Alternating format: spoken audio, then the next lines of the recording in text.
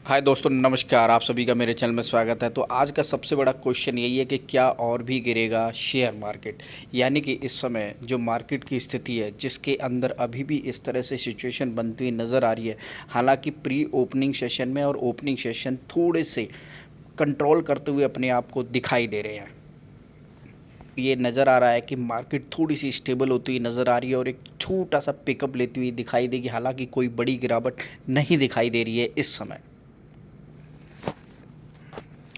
अगर हम इंडेक्स को देखें तो यहाँ पर आप देख पाएंगे कि किस तरह से मार्केट नज़र आती हुई दिखाई दे रही है। आपको एकदम से स्टेबल दिखाई दे रहा है। मार्केट का जो ओवरव्यू है, अभी प्री ओपनिंग और ओपनिंग होती हुई नज़र आई। ऑलमोस्ट 9:30 बज गए हैं और इस समय अगर आप मार्केट को देखें तो निफ्टी 50 एकदम स्टेबल दिखाई दे रहा है। उसके साथ साथ सेंसेक्स भी -69 पॉइंट है, जो कि मामूली सी गिरावट है और मे भी हो सकता है कि यहाँ से पिकअप लेने की कोशिश करेगा। एक अच्छा सपोर्ट बनता हुआ दिखाई देगा। और उसके साथ साथ बैंक निफ्टी को देखें तो उसके अंदर भी कोई बड़ी गिरावट नहीं दिखाई दे रही। इसके साथ साथ आईटी, निफ्टी आईटी और स्मॉल कैप ने पूरे के पूरे विंडो को संभाला हुआ है। और मैं ये आपको बता देना चाहता हूँ कि कल भी जो एक गिरावट आई थी, जिसके अंदर बैंक निफ्टी ने थोड़ा सा सपोर्ट दिया था, उसके साथ साथ आईटी ने भी सपोर्ट दिया था। तो यहाँ पर वही पोजीशन बनती हुई दिखाई दे रही है इस समय भी।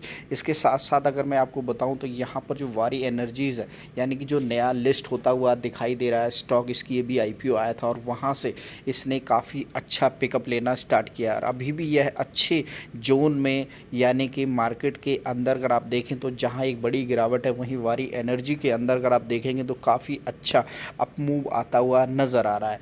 ये स्टॉक अभी लिस्ट होता हुआ दिखाई दिया है, जिसने अभी 3050 के लेवल्स को टच किया है। हालांकि इसकी लिस्टिंग जब हुई थी उसके साथ साथ इसने लगभग 400-500 पॉइंट्स की तेज़ी दिखाई है। तो यहाँ पर भी आपको नज़र आ रहा है कि किस तरह से यह शेयर आपको भागता हुआ दिखाई दे रहा है।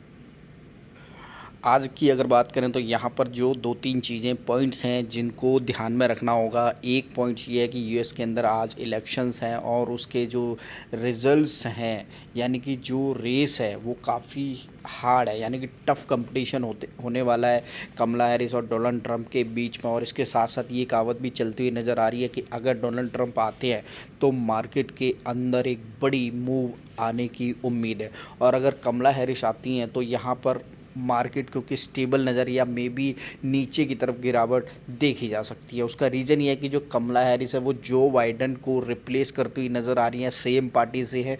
और दूसरी तरफ जो डोनाल्ड ट्रंप है वो अपोजिशन से हैं, यानी कि सरकार एकदम से चेंज हो जाएगी। यानी कि हर सरकार की, गवर्नमेंट की अपनी अपनी पॉलिसीज़ होती है। तो कमला हैरिस अगर आती हैं तो सेम पॉलिसी जो मेंटेन रहेंगी उसी तरह से काम को होता हुआ दिखाई देगा। लेकिन जैसे ही डोनाल्ड ट्रंप आते हैं तो मार्केट के अंदर उत्साह बनता हुआ दिखाई देगा। तो ये एक बड़ा रीज़न है कि इस वजह से मे बी अगर डोनाल्ड ट्रंप जीतते हैं तो मार्केट आपको हतोत्साहित करती हुई दिखाई देगी। लेकिन रिजल्ट्स आज नहीं आएंगे क्योंकि आज इलेक्शन है और 2-3 दिन लग सकते हैं, क्योंकि जो टफ कंपटीशन बताया जा रहा है उसकी वजह से जो काउंटिंग है उसमें टाइम लगेगा। और मे बी जो टफ रिजल्ट्स रहेंगे, दोनों के बीच में कंपटीशन काफ़ी टाइट है। और इसी वजह से जो क्लैरिटी है, अभी भी सभी मीडिया हाउस यही बता रहे हैं कि कोई क्लैरिटी नज़र नहीं आ रही है कि किस तरफ ये चुनाव जाता हुआ दिखाई देगा। ये कमला हैरिस की तरफ जाएगा या मिस्टर डोनाल्ड ट्रंप की तरफ जाता हुआ दिखाई देगा। यूएस इलेक्शन की उसके साथ साथ एक नेगेटिव खबर भी आती हुई नज़र आ रही है, जिसका मार्केट के ऊपर डेफिनेटली बड़ा इम्पैक्ट पड़ेगा। तो ये जो घबराहट है मार्केट के अंदर, क्या शेयर मार्केट और डगमगाएगा या फिर यूएस इलेक्शन में जो डोनाल्ड ट्रंप की जीत है वो इंडियन और ग्लोबल मार्केट को और ऊपर की तरफ उछाल के ले जाएगी। तो यहाँ खमेनेई जो ईरान के सुप्रीम लीडर हैं, उन्होंने वार्न किया है यूएस को और इसराइल दोनों को वार्न किया है उन्होंने कि किस तरह से वो अपनी स्ट्रेटेजी, जो कम्युनिकेशन आती हुई दिखाई दे रही है उसको आप पढ़ सकते हैं कि किस तरह से supreme leader has struck a more cautious approach in the earlier remarks after Israeli air strike on last Iran. क्योंकि पिछले वीक अगर आप देखेंगे तो ईरान के ऊपर इसराइल ने एक बड़ी, तो जो ईरान के सुप्रीम लीडर हैं अयतुल्ला अली खामेनेई की तरफ से जो कम्युनिकेशन आ रही है और जिस कम्युनिकेशन में उन्होंने हार्ड लैंग्वेज का यूज़ किया है, उसको अगर आप देखेंगे तो उन्होंने ये पॉइंट्स बोला है, अ क्रशिंग रिस्पॉन्स, यानी कि Israel and the United State of a crushing response for action against Iran and Italy.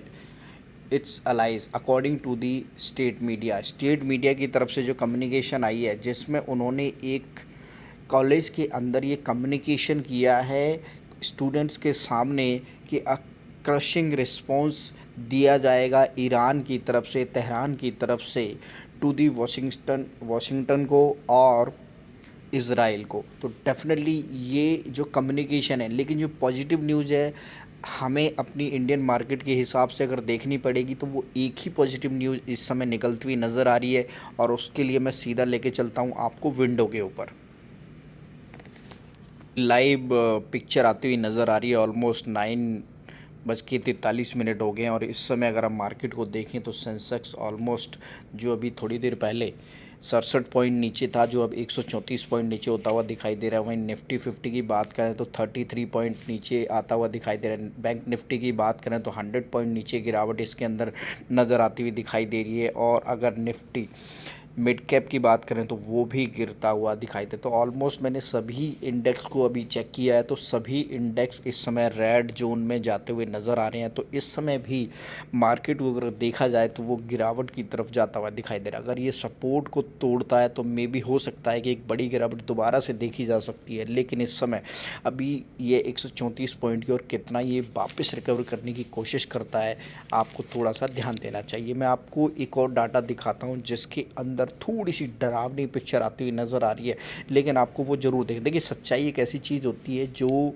आपको संभालती है। आपको पेशेंस मार्केट के अंदर बना के रखना चाहिए। जो भी टेक्निकलिटी निकलती हुई नज़र आ रही है मार्केट के अंदर, वो आप ऑब्ज़र्व कीजिए और उसके बाद ही कोई भी डिसीज़न लीजिएगा। डेफिनेटली हमेशा हमारा वीडियो बनाने का पर्पस यही है कि जो नॉलेज है, जो लर्निंग है, वो आप लोगों के साथ पहुंचती रहे। और वही रीज़न है कि जो अभी मार्केट की स्थिति है वो ऐसी नहीं है कि जहां पर आप कहीं भी किसी भी शेयर को उठाकर बाय कर लें। डेफिनेटली आपको थोड़ी सी स्टडी करनी पड़ेगी, अपने फाइनेंशियल एडवाइज़र से सलाह लेनी चाहिए कि किस स्टॉक के अंदर कब आपको इन्वेस्टमेंट करनी चाहिए।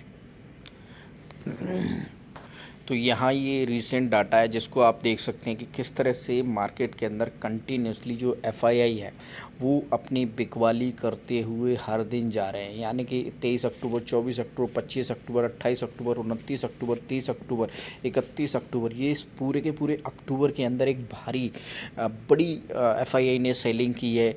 और अगर मैं 1 नवंबर की बात बताऊं तो वहाँ भी 211 करोड़ की सेलिंग हुई है। और अगर 4 तारीख का यानी कि कल का डाटा भी निकलता हुआ दिखाई दे रहा है, आ चुका है ऑलमोस्ट, उसके अंदर भी अगर आप देखेंगे तो यहाँ पर ये लगभग 4329 करोड़ की यहाँ भी सेलिंग होती हुई नज़र आ रही है।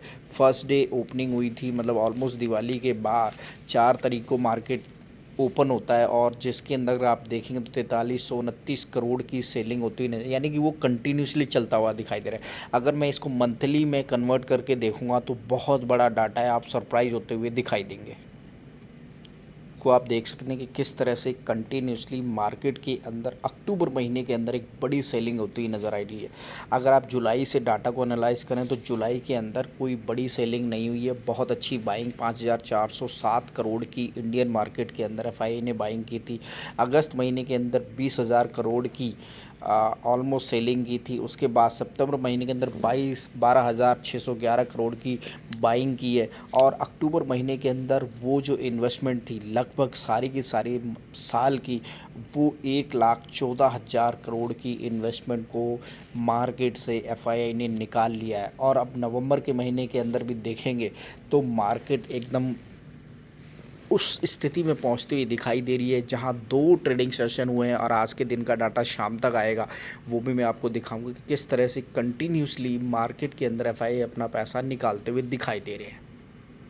तो यहाँ पर आपको थोड़ा सा सावधानी बरतनी होगी कि किस तरह से पूरी मार्केट के अंदर स्थिति बनी हुई है, और इस स्थिति को एकदम स्मूथ होने तक आप थोड़ा सा इंतज़ार कीजिए और साथ में रहिए मेरे। मैं आपको और भी जो भी नेगेटिविटी है, जो भी पॉजिटिविटी है मार्केट के अंदर, वो सारी खबरों को लेकर आता रहूँगा।